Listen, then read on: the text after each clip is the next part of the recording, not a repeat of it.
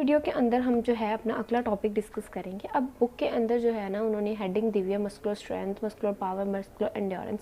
Basically ये सब हैं क्या, ये मसल की डिफरेंट करेक्टरिस्टिक्स हैं जो कि डिफरेंट तरह के कामों के अंदर मदद कर रही होती हैं। जैसे कुछ लोग होते हैं जिनकी जो होती है वो एथलीट्स जो होते हैं, किसी की जो किस तरह की जो होती है एक्टिविटी होती है, किसकी किस तरह की एक्टिविटी होती है, ऑन द बेसिस ऑफ उनकी एक्टिविटी तो हमारे पास डिफरेंट करेक्टरिस्टिक्स डिफरेंट तरह से हेल्प कर रही होती हैं। अब उन करेक्टरिस्टिक्स में हमारे पास आती है muscular strength, muscular power, endurance, और हम फटीग भी देखेंगे मसल, क्योंकि मसल फटीग भी होती है। और उसके अलावा जब टेम्परेचर का क्या इफेक्ट होता है मसल्स के ऊपर, तो ये 5 करेक्टरिस्टिक जो है ना फर्दर हम अपनी वीडियोस के अंदर जो है ना वो उसको डिस्कस करेंगे। अंदर जो करेक्टरिस्टिक्स हमने डिस्कस करनी है दैट इज़ मसल स्ट्रेंथ। अब मसल स्ट्रेंथ बेसिकली होता क्या है कि किसी भी मसल या मसल ग्रुप की एबिलिटी कि वो किसी पर्टिकुलर जॉइंट के ऊपर ठीक है क्या करें, टॉर्क को प्रोड्यूस करें। तो जितनी ज़्यादा टॉर्क वो प्रोड्यूस कर रहे हैं उतनी ज़्यादा उनकी क्या है जी मसल की स्ट्रेंथ है। अब बेसिकली टॉर्क होता क्या है, टॉर्क एक रोटेटरी इफेक्ट होता है। तो मसल्स के अंदर या बोन्स के अंदर हमारी बॉडी में रोटेटरी इफेक्ट क्या है, मूवमेंट्स है ना। हमारे पास जो होते हैं हमारे जॉइंट्स होते हैं, यानी हमारी बोन्स होती हैं, हमारे मसल्स होते हैं, इन्होंने मिलकर हमारे अंदर एक लेवरेज सिस्टम बनाया हुआ है। ठीक है, फलक्रम होते हैं, लेवरेज होते हैं।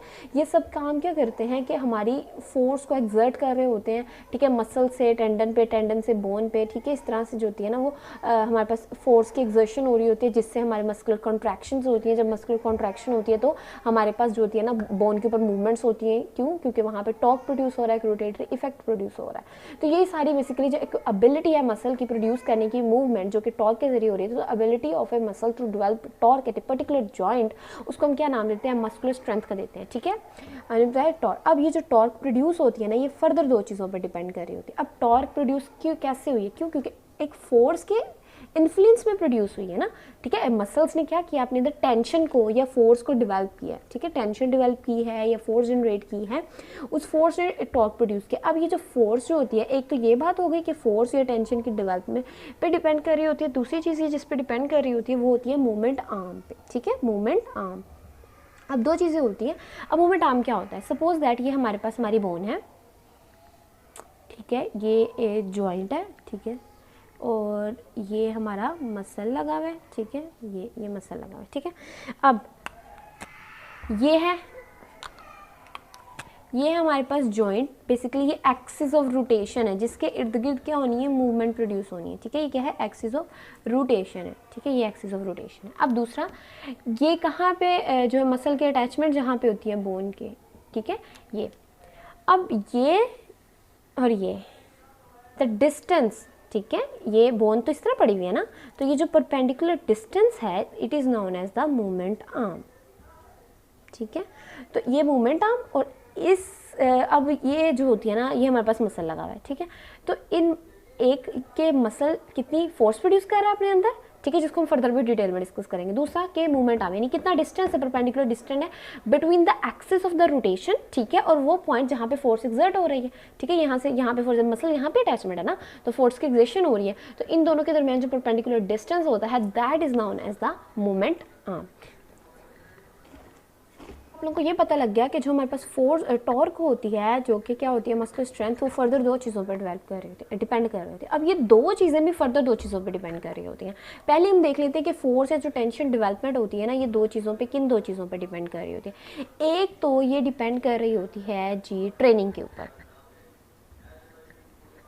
दूसरी चीज़ ये डिपेंड कर रही होती है क्रॉस सेक्शनल एरिया के ऊपर।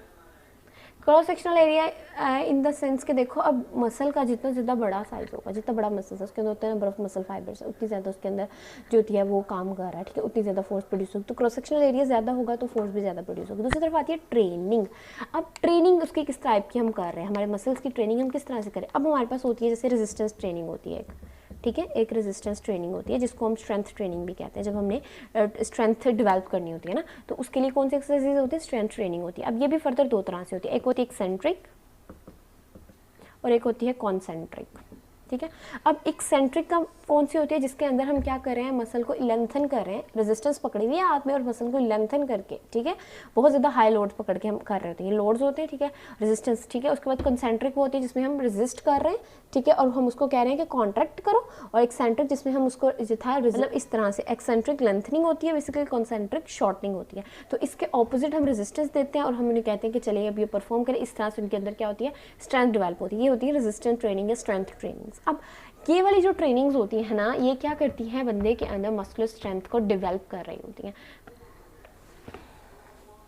अब इस तरह की जब हम ट्रेनिंग करवाई जाती है ना, फर्स्ट 12 वीक्स के अंदर जो हमारी चेंजेस आते हैं फर्स्ट 12 के अंदर, वो क्रॉस सेक्शनल एरिया पे कम चेंजेस आते हैं। यानी हम ये नहीं कह सकते कि क्रॉस सेक्शनल 12 वीक हमने करवाई है तो उसमें क्रॉस सेक्शनल एरिया बढ़ जाता है। क्रॉस सेक्शनल एरिया जो होती है बेसिकली हाइपरट्रॉफी है ना, हाइपरट्रॉफी होगी तो एरिया बढ़ जाएगा। हाइपरट्रॉफी की नस्बत जो होता है ना, फर्स्ट 12 वीक्स के अंदर जो चेंजेस आ रहे होते हैं मसल के अंदर ड्यूरिंग ट्रेनिंग, वो होती है हमारे पास न्यूरल अडेप्टेशंस, यानी जो हमारे पास न्यूरोनल स्ट्रक्चर्स वहाँ पे पड़े होते हैं उनके अंदर चेंजेस आ रहे होते हैं। अब क्या क्या न्यूरोनल फंक्शंस या न्यूरोनल अडेप्टेशंस हो रही होती हैं फर्स्ट 12 वीक ऑफ ट्रेनिंग में, जब हम स्ट्रेंथ ट्रेनिंग करवा रहे होते हैं मसल्स की, ताकि वो ज़्यादा से ज़्यादा फोर्स जनरेट करें। अब हम उनको देखेंगे। इसमें हमारे पास ये आता है कि न्यूरोनल फायरिंग जो होती है ना, यानी जो न्यूरॉन्स, देखो आपको पता है कि जब हमारे पास एक्शन पोटेंशियल आता है तो क्या होता है, न्यूरॉन्स की फायरिंग हो रही होती है वहाँ पे, तो वो जो होती है ना रेट, जो फायरिंग रेट होता है ना, वो इंक्रीज़ कर जाता है। जब वो जितने ज़्यादा न्यूरॉन एक्साइट करेंगे उतनी ज़्यादा उसके अंदर काम होगा, उतनी वर्किंग होगी, उतनी ज़्यादा फोर्स जनरेट होगी। दूसरा जो होता है कि हमारे पास मोटर न्यूरॉन की एक्साइटेशन एबिलिटी, यानी हमारे जो मोटर न्यूरॉन्स होते हैं उनकी एबिलिटी टू एक्साइट, ठीक है, एक्साइटेशन जितनी ज़्यादा होगी उतना ज़्यादा जो वहाँ पे काम हो रहा है, उतनी ज़्यादा जो है वहाँ पे फोर्स प्रोड्यूस होगी। तीसरा जो है हमारे पास बेसिकली सीएनएस से ही जो मोटर आउटपुट होता है ना वो बढ़ जाता है। देखो ना आगे उसको पता है कि रेजिस्टेंस आ रही है, उसको लोड ज़्यादा करना पड़ा है, तो सीएनएस क्या करता है, उतनी ज़्यादा मोटर रिस्पॉन्सेज आउटपुट भेज रहा होता है, ठीक है, ताकि जो है ना मोटर रिफ्लेक्सेस आ रहे होते हैं जिनकी वजह से फायरिंग बढ़ी होती है, मोटर न्यूरल एक्साइटेशन हो रही होती है। और इसके ऑपोजिट जो इनहिबिशन के काम होते हैं वो थोड़े स्लो हो जाते हैं, एक्साइटेशन वाले काम बढ़ जाते हैं और वो थोड़े डिले हो जाते हैं, थोड़े स्लो हो जाते हैं, ताकि जो ज़्यादा देर तक काम होती है, ज़्यादा फोर्स होती है, प्रोडक्शन होती रहती है। उसमें हमारे पास जो दो चीज़ें आती है वो प्री साइनेप्टिक इनहिबिशन होती है, ठीक है, प्री साइनेप्टिक इनहिबिशन ये कम हो जाती है। और इसके साथ साथ हमारे पास जो इनहिबिटरी न्यूरल पाथवेज होते हैं, इनहिबिशन वाले जो पाथवेज होते हैं हमारे पास न्यूरल पाथवेज, वो क्या हो जाते हैं जी, कम हो जाते हैं, ठीक है। तो इनहिबिशन जो होती है वो थोड़ी डिले और स्लो हो जाती है और एक्साइटेशन जो होती है वो थोड़ी इंक्रीज हो जाती है। इससे क्या होता है, मसल के अंदर क्या डेवलप हो गई है, स्ट्रेंथ डेवलप हो रही होती है, ठीक है। फिर इस तरह आहिस्ता आहिस्ता जब मजीद करते रहते तो फिर फर्दर जो होता है ना वो उसकी फोर्स जो होती है, जनरेटिंग पावर इंक्रीज होती जाती है मसल की। तो ये तो हमने देख लिया कि मसल की फोर्स, हमने बात की कि मसल स्ट्रेंथ दो चीज़ों पर है, फोर्स पे और मूवमेंट आर्म पे। तो फोर्स फर्दर किन दो चीज़ों पर डिपेंड कर रही है, तो वो हमने देख लिया। अब हम बात करते हैं मूवमेंट आर्म किन दो चीज़ों पर काम कर रही होती है। अब जो मूवमेंट आर्म होती है,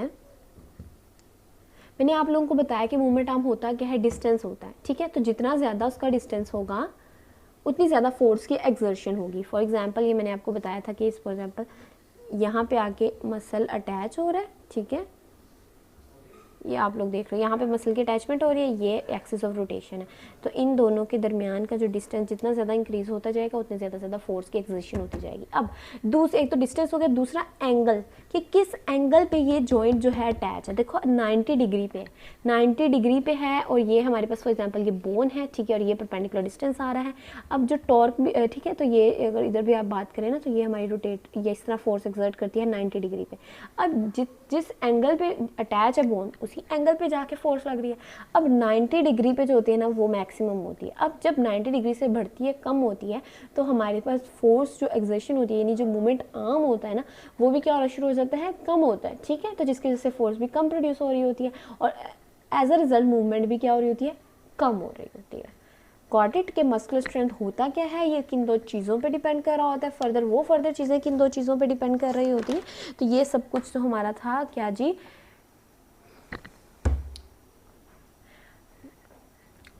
मसल स्ट्रेंथ था। अब हमने देखा कि मूवमेंट आर्म का क्या एडवांटेज, मैकेनिकल क्या एडवांटेज होता है मूवमेंट आर्म में, डिस्टेंस जितना ज़्यादा होगा, अगर एंगल 90 होगा तो हमारे पास मैक्सिमल मैकेनिकल एडवांटेज होता है, मूवमेंट उतनी ज़्यादा अच्छी रेंज ऑफ मोशन कवर कर रही होती है। जितना डिस्टेंस कम होगा, एंगल भी नहीं सही होगा, 90 डिग्री से ज़्यादा होगा या कम होगा, तो क्या हो जाता है जी, वहाँ पर हमारे पास फोर्स की एक्सर्शन होती है ना वो ज़्यादा नहीं हो रही होती। जब फोर्स ही नहीं जा रही तो क्या वहाँ पे जो है ना वो मूवमेंट, वहाँ पे क्या वो मैकेनिकल एक्टिविटी होगी, यानी क्या जो है ना वो मूवमेंट वगैरह परफॉर्म होगी। So this is all about the muscle strength. अब हम फर्दर नेक्स्ट वीडियो के अंदर देखेंगे जी मसल पावर क्या होता है। हम फर्दर नेक्स्ट वीडियो के देखेंगे जी मसल पावर क्या होता है। उन्होंने कहा कि अगर हम जो फोर्स जनरेट हो रही है उसको दो ऑर्थोगोनल कंपोनेंट्स के अंदर अगर हम डिवाइड कर दें, दो ऑर्थोगोनल कंपोनेंट्स में। एक तो होता है हमारे पास पैरेलल कंपोनेंट, दूसरा होगा हमारे पास परपेंडिकुलर कंपोनेंट। सपोज दैट ये बोन है एक, ये जॉइंट बना हुआ है, ये दूसरी बोन है, ठीक है, ये मसल है, ये मसल की अटैचमेंट हो रही है। अब देखिए, अब ये बोन है ना, एक्सिस रोटेशन तो यही है, ठीक है, इसी से हम जो है ना वो इसको डिवाइड करेंगे बोन के हिसाब से। तो ये हो गया क्या, पैरेलल इसके, और ये होगा क्या, परपेंडिकुलर। आपको पता है मूवमेंट आर्म क्या होती है, परपेंडिकुलर डिस्टेंस पे होती है, तो परपेंडिकुलरी मूवमेंट आर्म के हिसाब से जो है ना वो हमारे पास टॉर्क प्रोड्यूस होती है। तो टॉर्क प्रोड्यूस होती है ड्यू टू परपेंडिकुलर फैक्टर, तो इसलिए इसको हम फैक्टर को क्या दे देते हैं, रोटेटरी इफेक्ट होता है ना, इसलिए हमने इसको नाम दे दिया क्या, rotatory factor of muscle force. ठीक है, मसल की फोर्स का रोटेटरी फैक्टर है, हमने दो में कंपोनेंट में किया था ना, तो ये रोटेटरी कंपोनेंट हो गया। अब दूसरा जो होता है ना ये पैरेलल वाला, अब इसने तो प्रोड्यूस करनी है टॉर्क और क्या करना है, मूवमेंट परफॉर्म करनी है। अब ये जो पैरेलल कंपोनेंट होते हैं ना, इसके दो काम होते हैं, या तो ये स्टेबलाइजिंग इफेक्ट दे सकता है या ये डिसलोकेशन भी करवा सकता है, डिसलोकेटिंग हो सकता है। अब स्टेबलाइजिंग और डिसलोकेटिंग ये डिपेंड कर रहा है कि जो फैक्टर है टुवर्ड्स है या अवे है। ठीक है, अब सपोज दैट कि मेरी एल्बो फ्लेक्शन होती है जो, अब जो एल्बो फ्लेक्शन होती है अगर वो 90 डिग्री पे है तो मतलब यहाँ वहाँ पे स्टेबलाइजिंग है, लेकिन अगर वो 90 डिग्री से ज़्यादा फ्लेक्शन हो रही है, तो जब ज़्यादा फ्लेक्शन होगी, एक्सर्शन ज़्यादा आएगी, तो वो क्या होगा कि वो रेडियस जो होती है ना हमारी रेडियस बोन, वो पुल हो जाती है, अवे होती है, ठीक है, हमारे पास ह्यूमरस में से निकल जाती है, तो वो क्या होगा, वहाँ पे ये जो पैरेलल फैक्टर इसने क्या काम किया, डिसलोकेटिंग फैक्टर दिया है। अगर 90 डिग्री से ज़्यादा फ्लेक्स हो गई है, ठीक है, अगर 90 डिग्री तक है तो वहाँ तक ये क्या करती है, स्टेबलाइजिंग इफेक्ट देती है। Got it.